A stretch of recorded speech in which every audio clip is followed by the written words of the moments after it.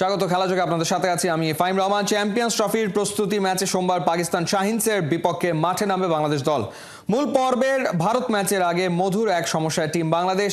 ওডিআইতে inform জাকিরকে খেলাতে গেলে তাওহিদ হৃদয়ের থাকতে হতে পারে সাইড লাইনে। আবার মিরাজের ব্যাটিং পজিশন কি হবে হয়তো এখনও ভাবছেন শান্ত আর সিমন্স। চ্যাম্পিয়ন্স ট্রফির মঞ্চে দুই অভিজ্ঞ মুশফিক রিয়াদকে আরও প্রোঅ্যাক্টিভ দেখতে চান টাইগার দলপতি। সাইফুল রূপকের রিপোর্ট।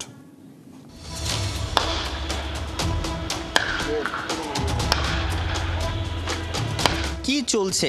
ভারতীয়দের পিটিয়ে বলের সুতা খুলে দেওয়ার মহড়া? জাকের আলী কি পিঞ্চ হিটিংয়ে ফিনিশিংয়ে বাংলাদেশের বড় ভরসা? কোচ সালাউদ্দিনের মাথা নাড়ানো শরীরের ভাষা বলে দেয় জাকেরের শটে পাওয়ার আর টাইমিং সবই আছে। ক্যারিবিয়ান বোলারদের বল ঠিক এভাবেই সীমানার বাইরে পাঠিয়েছিলেন। এবার চ্যাম্পিয়ন্স ট্রফিতেও ধুন্ধুমার ব্যাটিং দেখাতে মুখিয়ে। মুশফিকুর রহিম তাওহিদ হৃদয়ের অনুপস্থিতিতে আফগানিস্তান এবং ওয়েস্ট ইন্ডিজের বিপক্ষে সুযোগ পান জাকের। এখন অবধি 5 ম্যাচের 3টাতেই দুর্দান্ত নক। উইলোর তেজ দেখিয়ে টিম ম্যানেজমেন্টকে মধুর সমস্যায় ফেলে দিচ্ছেন জাকের আলী অনিক। ওপেনিংয়ে সৌম্য তানজিদ, ওয়ান ডাউনে কাপ্তান শান্ত। সবশেষ 2 সিরিজে নাম্বার 4-এ খেলে সফল মেহেদি মিরাজ। মুশফিক আর মাহমুদুল্লাহ অটো চয়েস। জাকের নিজ জায়গায় ধরে রাখলে একাদশের বাইরেই থাকতে হতে পারে তাওহিদ হৃদয়কে। ইনজুরির কারণে আমরা 2-3টা প্লেয়ার খেলতে পারি নাই। এই সুযোগে যেটা হয়েছে, জাকির আলী অনেক ব্রিলিয়েন্ট একটা সিরিজ গেছে ওর। রিয়াদ ভাই তো ভালো করছেন, মিরাজ নাম্বার 4-এ ভালো ব্যাটিং করছেন। সো আমরা আসলে বুঝতে পেরেছি আসলে কোন জায়গায় কাকে ফিট করা যাবে এবং কে কতটুকু ভালো অবস্থানে আছে। সো এই ইনজুরিটাও একটু আমাদের টিমের জন্য ভালো হয়েছে যে সবাইকে একটু দেখার সুযোগ হয়েছে। বাট আমরা ব্যাটিং অর্ডার নিয়ে মোটামুটি ক্লিয়ার আছি, কে কোথায় ব্যাটিং করবে, কে কখন ব্যাটিংয়ে নামবে এবং কার কি রোল। সো এটা নিয়ে খুব বেশি একটা আমাদের প্রবলেম হবে না। 7 ব্যাটার, 8-এ রিশাদ অথবা নাসুম, এরপর 3 পেসার। মিডল ওভারে স্কোরবোর্ড সচল রাখার পাশাপাশি 2 অভিজ্ঞ মুশফিক এবং মাহমুদুল্লাহকে ভিন্ন রোলেও দেখতে চান টাইগার দলপতি। অ্যাজ এ ক্যাপ্টেন আমি যে জিনিসটা সবসময় চিন্তা করি যে কোনো ইন্ডিভিজুয়াল প্লেয়ারের উপরে আমি ভরসা করতে চাই না। পুরো টিম হিসেবে যদি আমরা খেলতে পারি, যেদিন যেই প্লেয়ারটা ভালো খেলবে ও দায়িত্ব নিয়ে যেন খেলাটা জিতাই, অবশ্যই ওই আশাটাই প্রত্যেকটা প্লেয়ারের কাছ থেকে করি। এবং যে জিনিসটা আমি চাইবো রিয়াদ ভাই, মুশফিক ভাইয়ের কাছে, তাদের এক্সপিরিয়েন্সটা যেন প্রত্যেকটা প্লেয়ারের কাছে দেয় এবং মাঠের ভিতরে স্পেশালি যখন খেলাটা চলবে তাদের ভিতরে যদি কোনো আইডিয়াস থাকে অবশ্যই যেন এটা ওই প্লেয়ারটাকে শেয়ার করে। দুবাইয়ের মাঠে ওডিআইতে কখনো ভারতকে হারাতে পারেনি বাংলাদেশ। শান্তরা আত্মবিশ্বাস খুঁজে নিতে পারে বাংলাদেশ অনূর্ধ্ব 19 দলের কীর্তি থেকে। এই তো মাস 2 আগে মরুর বুকে ওই মাঠে ভারতীয় যুবাদের উড়িয়ে এশিয়ার সেরা হয় আজিজুল হাকিম তামিমের দল। সাইফুল রূপক, 71। চ্যাম্পিয়ন্স ট্রফি মাঠে গড়ানোর ক্ষণ যতই ঘনিয়ে আসছে ততই উত্তেজনা বাড়ছে ভারত পাকিস্তান ম্যাচ ঘিরে। টুর্নামেন্টের জন্য পাকিস্তানের 3 ভেন্যু প্রস্তুত হয়ে গেলেও লাহোরের ক্রিকেট ফ্যানরা নারাজ ভারতের ওপর। হাইব্রিড মডেল হওয়ায় তাদের প্রাপ্য ভারত পাকিস্তান ম্যাচ চলে গেছে দুবাইতে। এদিকে হাই ভোল্টেজ ম্যাচ ঘিরে পাক ভাইস ক্যাপ্টেন দিয়েছেন স্ট্রং স্টেটমেন্ট। বার্তা এসছে ভারতের দিক থেকেও। বিস্তারিত পার্থবণিকের রিপোর্টে।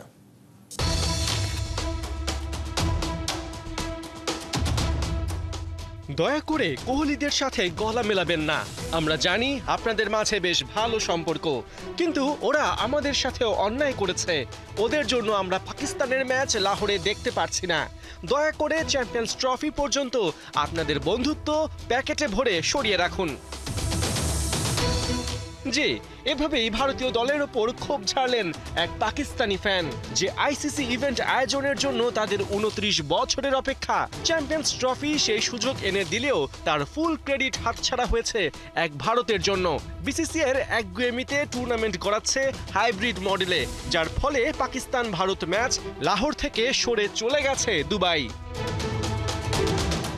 রোহিতদের ওপর এতটাই ক্ষুব্ধ পাকিস্তানি ফ্যানরা যে পাকিস্তান তো বটে, বাংলাদেশের কাছেও ভারতের হার কামনা করছে তারা। এদিকে ভারতীয় সাবেক ক্রিকেটার ও বিশ্লেষক আকাশ চোপড়াও পাকিস্তান নিয়ে সতর্ক করে দিয়েছেন কোহলিদের। নিজের ইউটিউবে এই ক্রিকেট কমেন্টেটর জানান, পাকিস্তান টেস্ট আর টি20তে স্ট্রাগল করলেও তারা মূলত ওয়ানডে দল। স্পিন শক্তি ও হোম অ্যাডভান্টেজ পাকিস্তানকে পাওয়ারফুল করেছে। পাশাপাশি ওয়ানডেতে বাবর আজমের 6000-এর ওপর রান, রিজওয়ান ফকর জামানদের গড়ও 40-এর ওপর। গেল বছর সাউথ আফ্রিকা, জিম্বাবুয়ে ও অস্ট্রেলিয়ার বিপক্ষে টানা অ্যাওয়ে সিরিজ জয় পাকিস্তানের সামর্থ্যের প্রমাণ। এদিকে আগামী রবিবার ভারত পাকিস্তান ম্যাচের উত্তাপ এখন রীতিমতো চড়া। পাকিস্তানের ভাইস ক্যাপ্টেন সালমান আগা জানিয়ে দিয়েছেন ভারতের বিপক্ষে ম্যাচ জিততে নিজের সেরাটা উজাড় করে দেবেন। তবে ভারতের বিপক্ষে এক ম্যাচ জেতার চাইতে চ্যাম্পিয়ন্স ট্রফি জেতাই তার কাছে প্রাধান্য পাবে। পাক অলরাউন্ডার জানান নিজ শহর লাহোরে শিরোপা হাতে তোলাই তার লক্ষ্য। পাকিস্তানের জন্য প্লাস পয়েন্ট, ওয়ানডে বিশ্বকাপে কখনো ভারতকে হারাতে না পারলেও চ্যাম্পিয়ন্স ট্রফিতে তারা এগিয়ে। 5 বারের ফেস টু ফেসে ভারতের 2 জয়ের বিপরীতে পাকিস্তানের জয় 3 ম্যাচে, যেখানে সাফল্যের সবশেষ পালক 2017 চ্যাম্পিয়ন্স ট্রফির ফাইনালে ভারতের বিপক্ষে ঐতিহাসিক সেই জয়। পার্থ বণিক, 71। জাতীয় দলে ফেরার ক্ষুধায় অনুশীলনে ব্যস্ত সময় কাটিয়েছেন লিটন দাস। রবিবার মিরপুরে ঝালিয়ে নিয়েছেন ব্যাটিং, ঘাম ঝরিয়েছেন ফিটনেসে। চ্যাম্পিয়ন্স ট্রফির স্কোয়াডে সুযোগ না পাওয়া লিটন নিজেকে প্রমাণে পাচ্ছেন ডিপিএল ক্রিকেট, যা দিয়ে সহজেই জাতীয় দলে ঢোকবার সুযোগ তার। মাহমুদুল হাসান সজীবের রিপোর্ট। উজ্জ্বল রঙের জার্সি পরে প্র্যাকটিসে লিটন কুমার দাস। হয়তো তার এই উজ্জ্বলতা আরো বেশি ছড়াতো যদি চ্যাম্পিয়ন্স ট্রফিটা তিনি খেলতে পারতেন। তবে আপাতত সেসব নিয়ে মাথা ব্যথা নেই তার। ফেরার তাগিদে মহাব্যস্ত টাইগার ব্যাটার। কোনো জিনিস হারিয়ে গেলে নাকি তার মর্ম বাড়ে।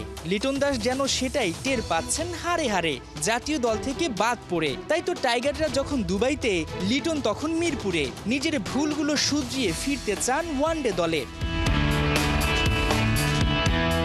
লিটনের সামনে আপাতত ঢাকা প্রিমিয়ার লিগ। মার্চে শুরু হবে ওয়ানডে ফরম্যাটের লিগটি। জিম্বাবুয়ের বিপক্ষে ওয়ানডে সিরিজের আগে যা হতে পারে এলকেডির জন্য দারুণ প্রস্তুতি। বিপিএলে খুব একটা মন্দ সময় কাটাননি টাইগার ব্যাটার। কম বেশি প্রতিটি ম্যাচেই রান পেয়েছেন, কিন্তু সেটা ছিল টি-20 ফরম্যাট। যদি আইসিসির ইভেন্টটি টি-20 ভার্সনে হতো, নিশ্চিতভাবে লিটন থাকতেন সবার ওপরে। তবে ওয়ানডেতে ধারাবাহিকতা না থাকায় তাকে বাদ পড়তেই হতো। অবশ্য এবারই প্রথম নয়, ঘরের মাটিতে শ্রীলঙ্কার বিপক্ষেও বাদ পড়েছিলেন বাজে পারফরমেন্সে। এই ভাস্কর্যটির সঙ্গে লিটন কুমার দাসের দারুণ একটা মিল রয়েছে। অসাধারণ একটি শট খেলার অবয়বে দাঁড়িয়ে রয়েছে ভাস্কর্যটি, যেটি দেখলে যে কেউই মুগ্ধ হবেন, যেমনটি মুগ্ধ হয়ে থাকেন লিটন কুমার দাসের দারুণ শটে। তবে শুধুমাত্র দারুণ শট খেললেই হবে না, তাকে দারুণ রান করতে হবে, নির্বাচকদের নজর কাটতে হবে। জাতীয় দলে ফেরা লিটন কুমার দাসের জন্য সহজ, আবার চ্যালেঞ্জও বটে। পারভেজ হোসেন ইমন যদি চ্যাম্পিয়ন্স ট্রফিতে রান করে ফেলেন, তবে লিটনের জন্য চ্যালেঞ্জটা দ্বিগুণ হবে।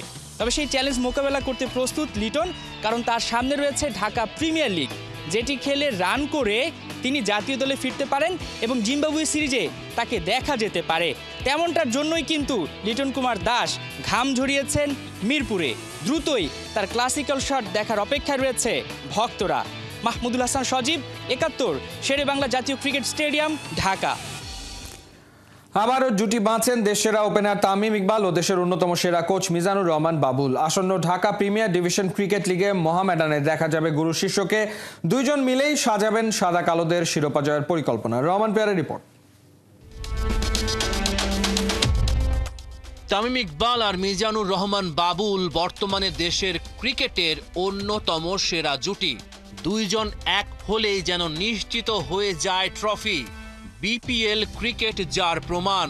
কোচ মিজানুর রহমান বাবুলকে নিয়ে টানা 2 বার ফরচুন বরিশালকে বিপিএল এর শিরোপা জিতিয়েছেন তামিম ইকবাল খান। আবারও দুইজন এক হচ্ছেন। ঢাকা প্রিমিয়ার ডিভিশন ক্রিকেট লিগে মোহামেডান স্পোর্টিং ক্লাবকে পথ দেখাবেন। এই দুইজন থাকা মানেই দারুণ কিছু। মোহামেডান আসন্ন আসরের জন্য শক্তিশালী দল গড়েছে, তারার মেলা বসিয়েছে। তামিমের সাথে মুশফিক মাহমুদুল্লাহ, এছাড়াও রয়েছেন মেহেদী হাসান মিরাজ, সাইফুদ্দিন ও তাওহিদ হৃদয়রা। দেশের ক্রিকেটের আন্ডাররেটেড কোচ মিজানুর রহমান, এই মাস্টার মাইন্ডকেই আবারও কোচ হিসেবে পেয়েছেন তামিম ইকবাল খান। He knows the limitations because আপনি যখন when you become a coach of a team like Fortune Borishal, যেখানে আপনি ধরেন 4-5টা সিনিয়র প্লেয়ার আছে, ন্যাশনাল টিমের ক্যাপ্টেন আছে, so you need to know and balance it out যে কীভাবে করে আপনি প্লেয়ারদেরকে ট্রিট করবেন and what you can do and what you can't. Mizanur Rahman বাবুলকে বলা হবে ম্যাজিশিয়ান। বিপিএলে তো ব্যাক টু ব্যাক শিরোপা জিতেছেন, NCL, ঢাকা প্রিমিয়ার লিগ সব জায়গায় তার অধীনে দলগুলো ভালো খেলছে। কি মনে করেন যে আপনি আন্ডাররেটেড সবার কাছে? রেটিংটা আসলে কি দিয়ে বা কিভাবে হয়, কারা করে, কিভাবে করে এটা জানি না, বাট মাঝে মাঝে মনে হয় যে আসলে কোনো সমাজের সাথে মিশলে রেটিং টা ওইরকম দেখায় কি না, বা মানে এমন বিশিষ্ট কোনো লোকজনের সাথে কথা বললে সক্ষতা থাকলে রেটিং হয় কি না। বাট যারা রেটিং করার আমার মনে হয় যে তারা ঠিকই রেটিং করে। যেমন আমি বলবো যে আমার প্লেয়াররা তাদের কাছে রেটেড বিকজ অফ তারা পার্সোনালিও কোচিং করতে আসে বা অনেক সময় কথা বলে উপদেশ নেয়। সো যাদের রেটিং করা দরকার তারা ঠিকই রেটিং করে। তামিমের নেতৃত্ব গুণ সবারই জানা। মিজানুর রহমানের কণ্ঠে ছিল ক্যাপ্টেন তামিমের প্রশংসা। তার রুম সবসময় খোলা থাকে, একটা আড্ডার একটা পরিবেশ তার টিমের মধ্যে সবসময় থাকে। সে চায় যে জুনিয়র সিনিয়র সবাই একসাথে আসবে। সো এটাতে টিমের যে বন্ডিংটা এটা খুব ভালো। বিদেশি প্লেয়াররা আসে, গল্প করে, খাওয়া দাওয়া করে।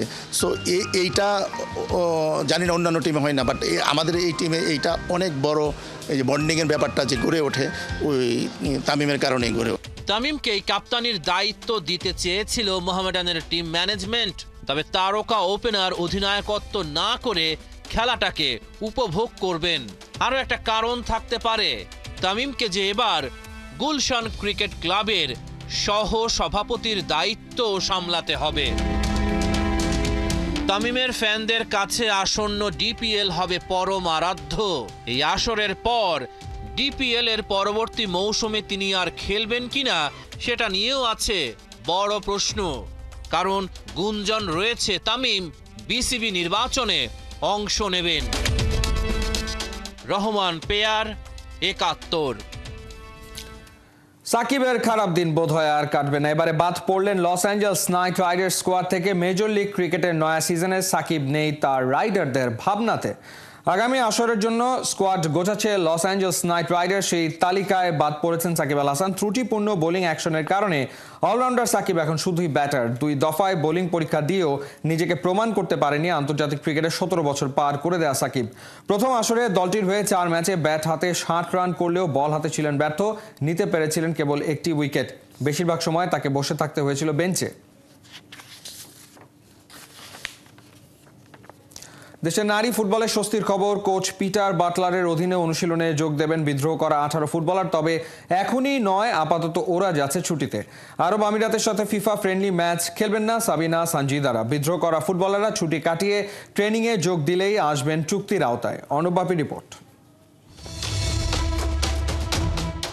উত্তপ্ত ফুটবল অঙ্গন। কোচ বাটলার আর নারী ফুটবলার ইস্যুতে ২ ভাগে বিভক্ত সমর্থকেরা। বাফুফেতে কমিটি গঠন, দফায় দফায় বৈঠক। কোচের সাথে ফুটবলারদের দূরত্ব তৈরি সাফের গেল আসর থেকেই। ৩০ জানুয়ারি গণ অবসরের হুমকি দিয়ে রীতিমতো বোমা ফাটান সাবিনা, স্বপ্না, ঋতুপর্ণারা। নানা অভিযোগ তুলে কোচ পিটার বাটলারের অধীনে অনুশীলন না করার কথা জানায় সাব জয়ী নারী দলের ১৮ জন ফুটবলার। ১৭ দিন পরে এসে হলো সুরাহা। কেটে গেছে অচল অবস্থা, তবুও রয়ে গেছে তার রেশ। ওরা এখনই ফিরছে না অনুশীলনে। বিদ্রোহ করা ফুটবলাররা যাবে ছুটিতে। ওই ১৮ জন ফুটবলারকে ছাড়াই আরব আমিরাতের সাথে ফিফা ফ্রেন্ডলি ম্যাচ খেলবে বাংলাদেশ। ছুটি থেকে ফিরে এলেই হবে চুক্তি। ওরা ব্রেকে যাবে, তারপরে ওরা ক্যাম্পে ফিরে আসবে, দেন ওরা প্র্যাকটিস শুরু করবে।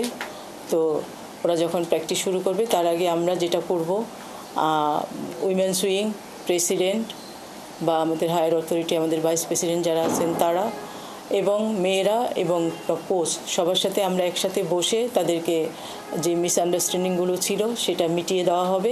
নারী ফুটবলারদের সাথে কথা না বলেই কেন বাটলারের সাথে নতুন করে চুক্তি করলো বাফুফে?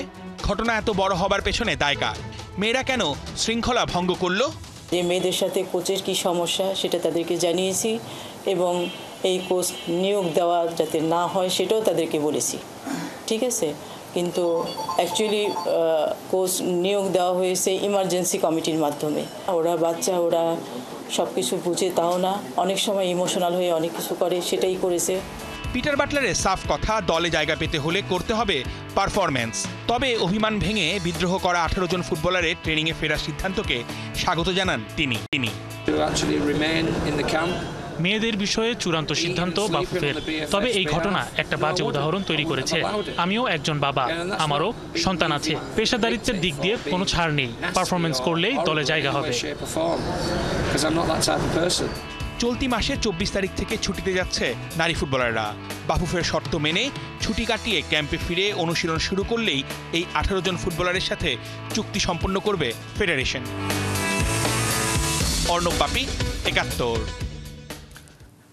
এই ছিল এই মুহূর্তের খেলাযোগে। সরাসরি সংবাদ অনুষ্ঠান দেখতে চোখ রাখুন 71-এর ফেসবুক পেজে এবং সাবস্ক্রাইব করুন 71-এর ইউটিউব চ্যানেলে। 71-এর সাথেই থাকুন।